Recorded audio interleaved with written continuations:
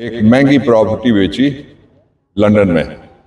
उस प्रॉपर्टी को खरीदने वाले और बेचने वाले के दरमियान आउट ऑफ कोर्ट एक सेटलमेंट हो गया।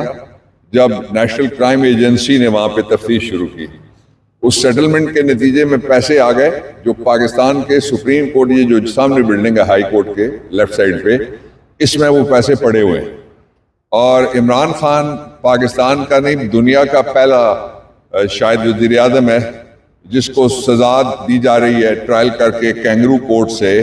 एक ऐसे मुकदमे में ट्रायल ही नहीं होना चाहिए था, ये केस ही नहीं है, जिसके अंदर ट्रस्ट की प्रॉपर्टी थी और उसने एक शहर इल्म आबाद किया है।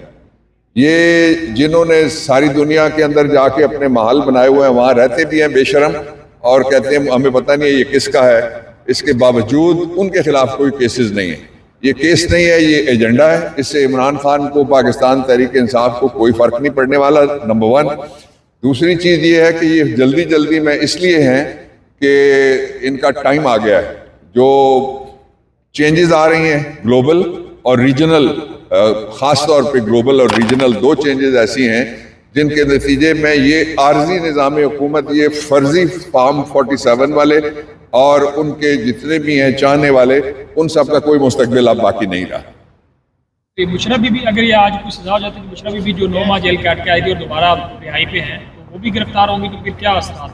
ये देखें, जो नजूमी हैं वो उन्होंने छोड़े हुए हैं जो सजा दिलवाना चाहते हैं, और कल से नजूमी ये ऐलान कर रहे हैं कि सजा इतनी होगी। फिर वो कह रहे हैं इस दफ़ा बहुत लंबा लिखा हुआ 72 पेज का फैसला है, और ये कैसी अदालत है, ये कैसा निज़ाम इंसाफ है। सुप्रीम कोर्ट भी खामोश है इस पे कि ऐसा मुकदमा जिसका फैसला जज ने सुनाना है, वो फैसला सुना रहे हैं, सोशल मीडिया के ऊपर पहले ही सुनाया जा चुका है। तो इसलिए ये सब सियासत है। और क्या सजा से पहले फर्क पड़ा था, ना मुशर्रफ बीबी को, ना पाकिस्तान तहरीक इंसाफ के वो लड़के नौजवान जो मिलिट्री के अंडर कस्टडी रहे, उनको भी कोई फर्क नहीं पड़ा। बाहर निकले लोगों ने उनका शानदार हीरो वाला इस्तकबाल किया, और ना किसी ने माफ़ी मांगी, ना किसी के मुकदमे का कोई दिखा रहे हैं कि ये मुकदमा था चला है, ये उसका फैसला है। तो इसलिए ये जो कुछ भी हो रहा है ये कैंगरू कार्रवाई है।